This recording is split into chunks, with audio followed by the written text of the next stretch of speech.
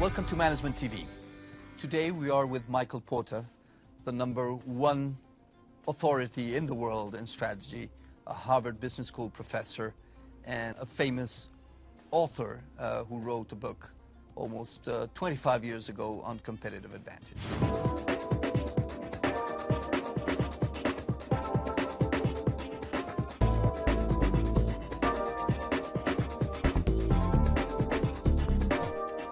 Thank you, Michael, for being with us. My pleasure. How would you define strategy? What is strategy in very simple terms? Well, in very simple terms, it's what's going to make a particular organization different and provide a competitive advantage. Basically, competition is destructive when companies are basically competing on the same thing. That forces competition to gravitate to price. Strategy is finding a different way to compete to create a different sort of value for the customer, which allows a company to prosper, to achieve superior profitability. What is not strategy? Simply implementing best practices, buying the latest machine, using the internet to communicate with your customers. There are lots of things that managers do that they have to do to actually keep making the company more productive and more efficient and to attain the kind of latest technology and knowledge about management. All those things are a necessity, but they're not strategy. Strategy is not about doing the same thing better. Strategy is about finding that different place for the organization to deliver value. But what makes it challenging is you have to do both of these things at the same time. You got to keep assimilating best practices, but at the same time having real clarity about what's going to make you different. You wrote a book 25 years ago that has remained at the top of the list of the strategy books. What were the key messages in that book?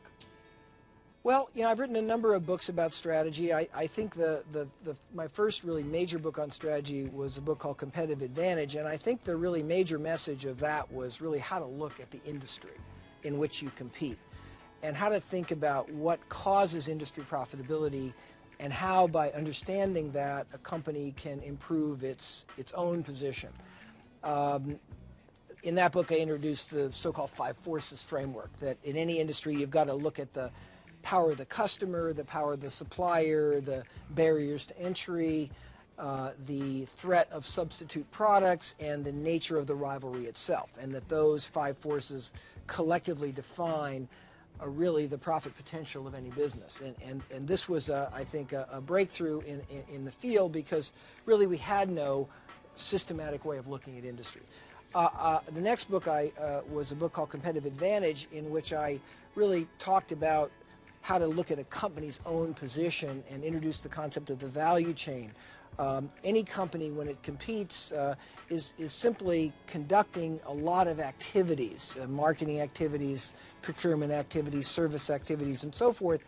And the value chain provided a framework for understanding how a particular company was competing versus its competitors, and therefore sharpening the distinctions in terms of its position.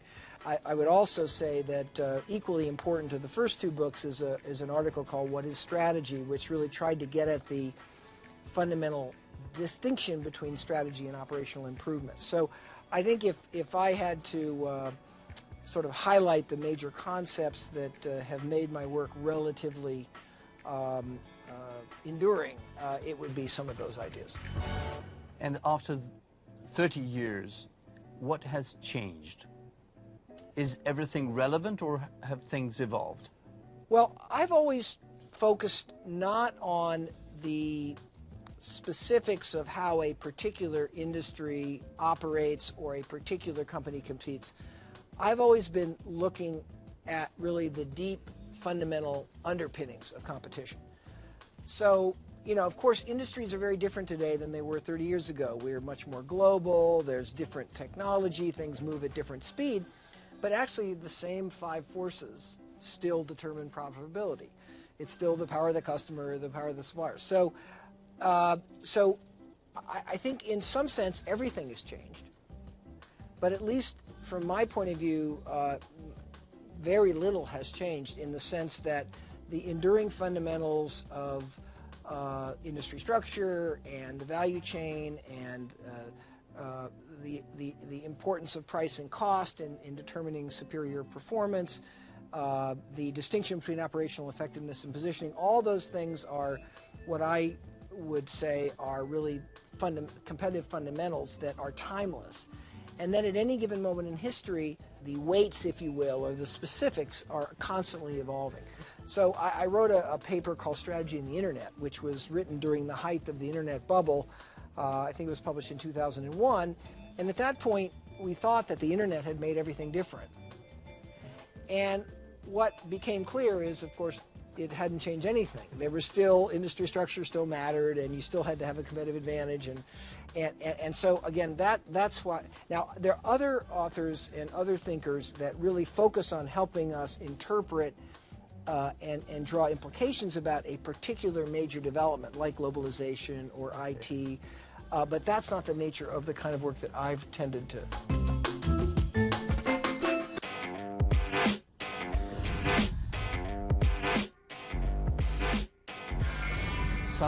Some people would challenge the concept of industry.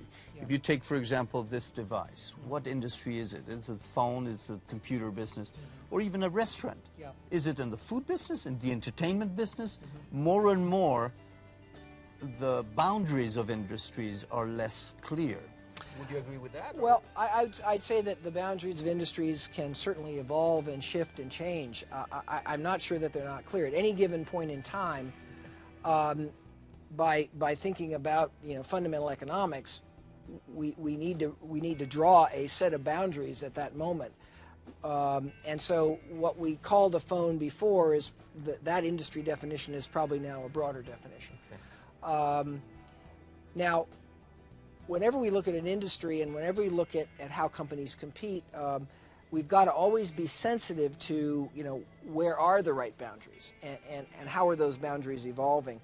What I have found, for whatever it's worth, is that industry boundaries change less and more slowly than some authors would have us believe. Okay. Some authors would have us believe that every business is constantly restructuring itself every day, and there are some, and they tend to be concentrated in the technology space. You pulled out a BlackBerry, and I think that's a little bit of a sort of a loaded example, if you will. That said, even in industries as mundane as distributing food, one can see boundary shifts. So I think that part of the discipline of strategy is actually coming up with a workable set of industry boundaries and starting to understand when those boundaries need adjustment. And maybe just keep open to the definition of your product, because it's also true that we were talking with Don Tapscott about shirts that have more and more ecology in them, and so all of a sudden they're not just devices to wear or one or two colors, but a whole meaning, a whole belonging to a group, or things that drive price and value in a different way. Yes, but I think that example you just raised is actually a bigger point. And that is that I am seeing more and more that the recognition is growing that what we once thought were social things and what we once thought were economic things are starting to merge together in some interesting new ways. Again, I've actually written a lot of articles about this, but for example, we once thought that environmentalism was a social issue. Now we think of environmentalism as actually an issue having to do with efficiency and use of resources. So all of a sudden it's become an economic issue. We used to think that environmental performance was costly. That is, to be a good environmental performer, you had to spend extra money. Now we understand that good environmental performance is probably low cost. So I think that that's an example of how as we get more sophisticated about the deep underpinnings of competition, we start to see another chapter. And I'm seeing more and more strategies that are effective embodying a social dimension. Could you cite examples of companies doing that? Well, I mean, it starts with the very common examples like Toyota. You know, Toyota has built a world-class reputation based on energy-saving vehicles and hybrids. And by the way, they've been at that for 20 or 30 years, and they were very early to perceive this opportunity. Probably because in Japan, the energy costs are extraordinarily high, so they were able to see that opportunity. One of the companies was Whole Foods, that is in the business of, it's a grocery store, but it's all about natural, fresh, locally grown, sustainable agriculture. They've really made that what they stand for. And that isn't attractive to every customer, but there's quite a few customers that really buy into a concept that's good for the environment and that's supporting the small family farm. So I think we're seeing more and more of those examples. You know, General Electric has finally understood that by thinking about the use of energy, they can really differentiate themselves. And I frankly think this is a very exhilarating trend, because I think that all of a sudden we're harnessing the power of the private sector and of sort of market forces to start to tackle some of these very, very challenging social issues. And you know, another thing I think it's important to add is the young generation, my children and the 20-year-olds and the 30-year-olds have grown up in a world where I think they are much more conscious to these issues. Therefore, I think the consumer response to strategies that embody these social dimensions is probably greater now than it would have been. Yeah, we see, for example, Grameen Bank has made business success even through mechanisms that were not accepted by the banking industry or the financial industry. Do you think those examples will extend to other businesses? I mean, I think they are. I mean, you know that the C.K. Prahalad's work and others has really emphasized that, you know, we've tended to design products and strategies really with the advanced, you know, Western economies in our mind. There's gigantic numbers of people with low incomes, with you know, they don't need to borrow $1,000. They need to borrow, you know, $100. So particularly in the developing world, I think you're seeing a tremendous explosion of new insights about strategic positions. And many of those insights actually have carryover value even to the advanced economies. Because there are segments of the market, even in the advanced economies, that will value these sort of bottom of the pyramid type strategies. So you've worked on healthcare lately, and that is a subject that touches everyone from a personal point of view, but business also from a cost perspective.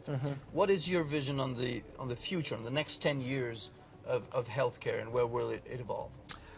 Well, you know, I think first of all, the demographic changes are very, very scary for healthcare, because we know that older people just need more healthcare.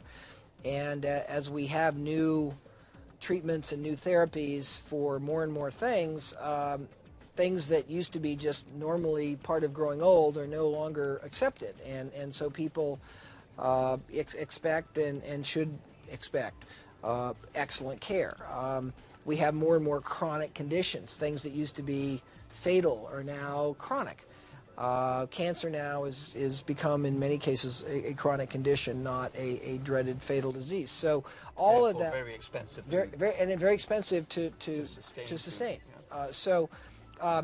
We have to find a way, I think, fundamentally, to move beyond the thinking about access. I think the traditional thinking about healthcare has been providing healthcare for all, providing good access to care, equitable care, and so forth. In our country, in the United States, that debate is about universal insurance. How can we get everybody insured so that people are not bankrupted by becoming sick?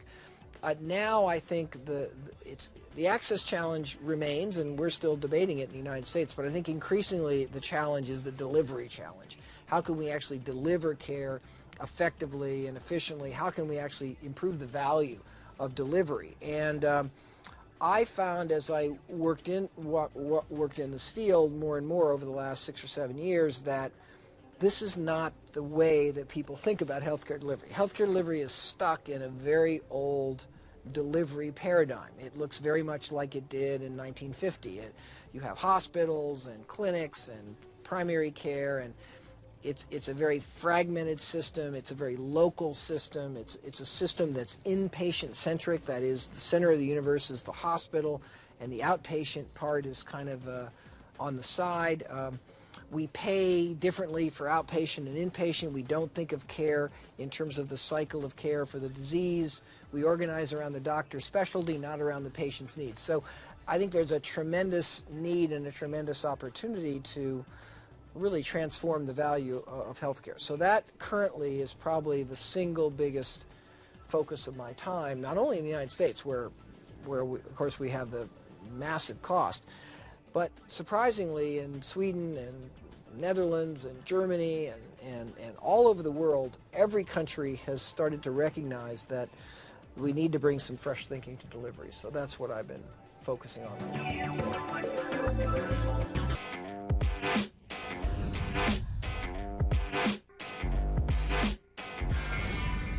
What do you think about the new social networks, the Facebooks, the YouTubes? What are the implications of these phenomena? You know, I'm probably too old to appreciate or understand these new phenomena. I can tell you that they really have changed the way that young people, you know, particularly younger people, relate and communicate with each other. And there's lots of related ideas like blogs and various other devices to communicate. And I think that application is undoubtedly going to at least persist for the foreseeable future. What is less clear is how those forms of communication are actually going to work their way into what I would call the mainstream economy and mainstream business.